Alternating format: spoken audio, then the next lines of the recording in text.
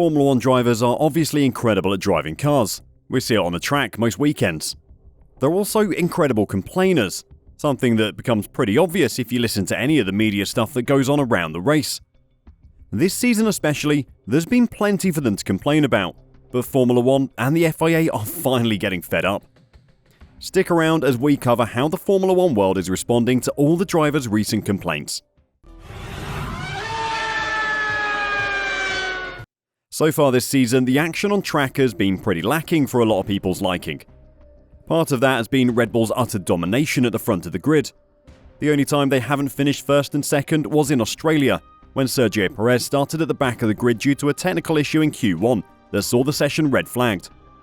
They are by far the best team in the sport since the new regulations, and that doesn't seem to be changing anytime soon.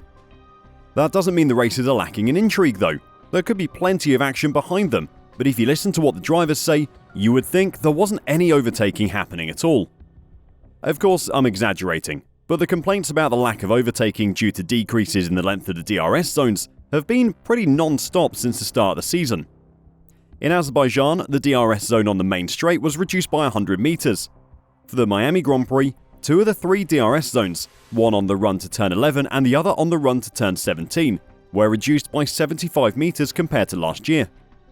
Grand Prix Drivers Association Director George Russell was among those to question the move, given it was clear the DRS zone on the start-finish straight in Baku was not long enough. He had already suggested that the Baku change was made without F1 properly appreciating how much harder overtaking was becoming in 2023. All of us didn't really understand why they've been shortened, said Russell. None of us were consulted about it or asked our opinion on it.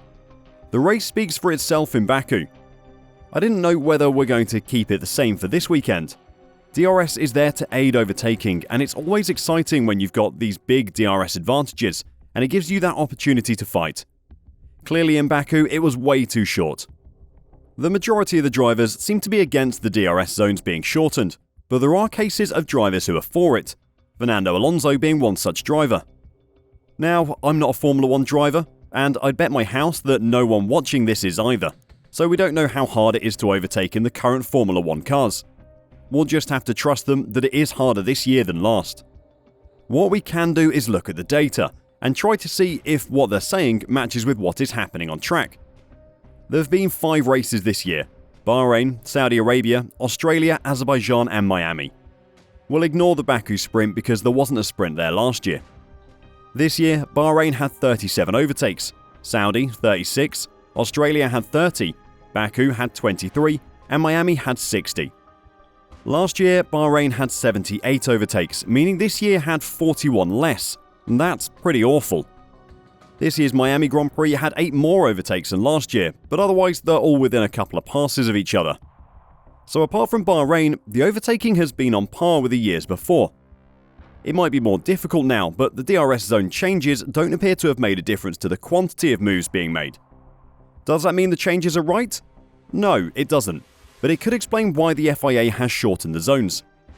I haven't gone through and watched every pass that has happened this year and compared them to last year, but perhaps the passes are just happening closer to the corner now than they were last year.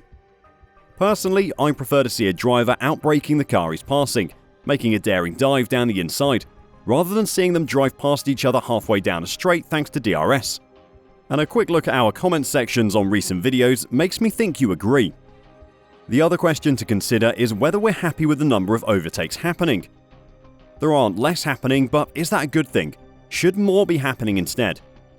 Presumably, lengthening the DRS zones would mean more passes happen. Drivers definitely want to be able to pass more cars to score more points. They will believe in their own ability to defend against people passing them, while being able to pass those in front of them. Fans definitely want to see more passes happening as well. Even if the data says the number of passes happening hasn't really changed, that doesn't mean the DRS zone shouldn't be lengthened instead of being shortened. There have also been loads of complaints about the sprint race format and new sprint races being added. F1 debuted a new sprint weekend format at the Azerbaijan Grand Prix, which featured an additional shootout qualifying session to determine the grid for the sprint race.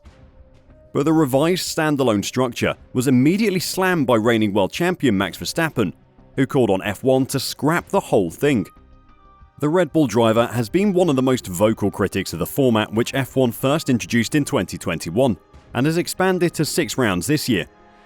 But Domenicali has moved to serve a reminder to the drivers that changes are ultimately being made to benefit the business as a whole. "I don't want a society in which people cannot say what they want," Domenicali told the Daily Mail. But drivers sometimes need to remember that they're part of a broader picture. We don't need to be selfish. They are part of this sport and this business, and it grows because we are thinking bigger. Sometimes being out of our comfort zone is not easy, but we cannot be lazy or complacent. The talk of growth in Formula One is important to the teams and to Formula One stakeholders. The bigger the sport, the more money they make. No matter how much we may hate it, all elite level sport is business, and the people who run it, whether that is football or athletics or Formula One, are there to make money. Formula One doesn't exist unless the teams can be profitable. And that only happens if sponsors pay big money to reach millions of viewers. So as much as we may hate decisions being made for commercial reasons, that is how sport works, and we kinda just have to accept it. We can review some of the specifics of the sprint weekend format at the end of the season, once we've tried it out on the intended 6 occasions. We won't have sprints every weekend either. But we have a new audience and need to provide value for money in every session, and not let everyone drive around in circles for the sole benefit of the engineers and drivers. Verstappen warned that continued experiments and an ever-increasing calendar would make it not worth it for him to continue racing beyond his current deal, which runs until 2028.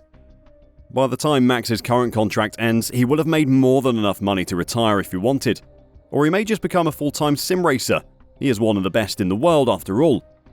And the ever-expanding calendar is getting exhausting for all the teams. I'm not sure he'll follow through with his threat though, and Stefano Domenicali isn't either.